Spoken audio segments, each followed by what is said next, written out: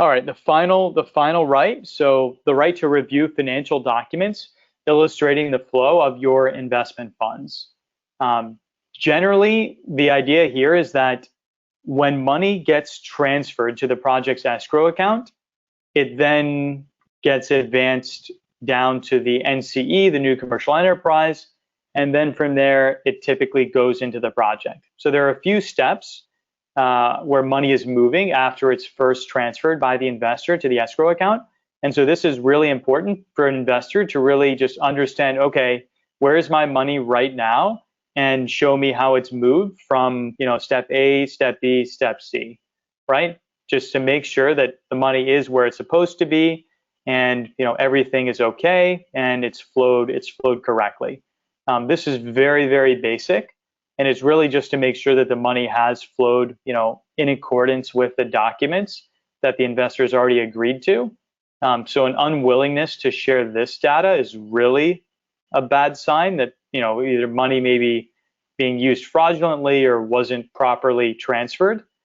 So just very basic kind of table stakes information that investors should get access to, and also critical for EB-5 program green card purposes as well, to show that the money was transferred correctly and can be linked to job creation in the project.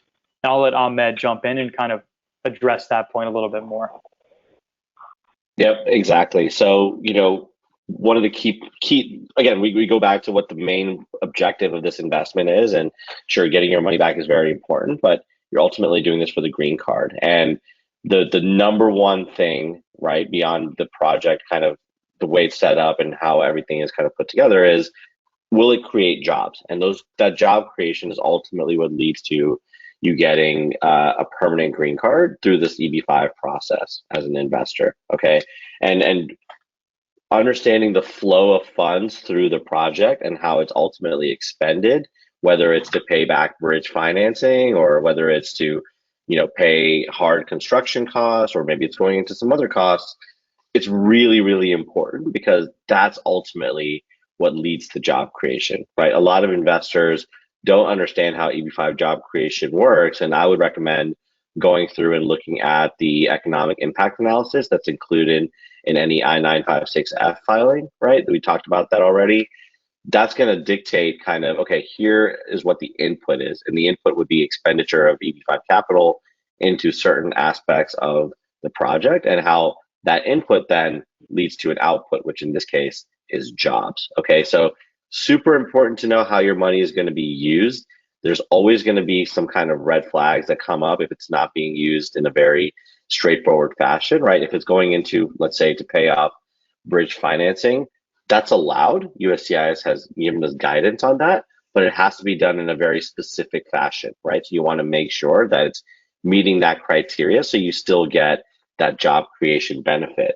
Okay, if it's going into hard construction costs, this is one of the easiest ways, right? But again, you want to make sure that 100% of your capital is being spent according to the business plan on hard construction costs as promised. So yeah, these are really, really important aspects that are sometimes overlooked. Seems like a small thing and kind of a foregone conclusion that, oh yeah, I'm giving my money to the project, but it's important how you're giving that money to the project and where the project is using your funds very specifically, because although the 526E is important, the IA-29, where USCIS really digs into this, is just as important, right? That's what determines whether or not you get a permanent green card. So this right cannot be understated, for sure.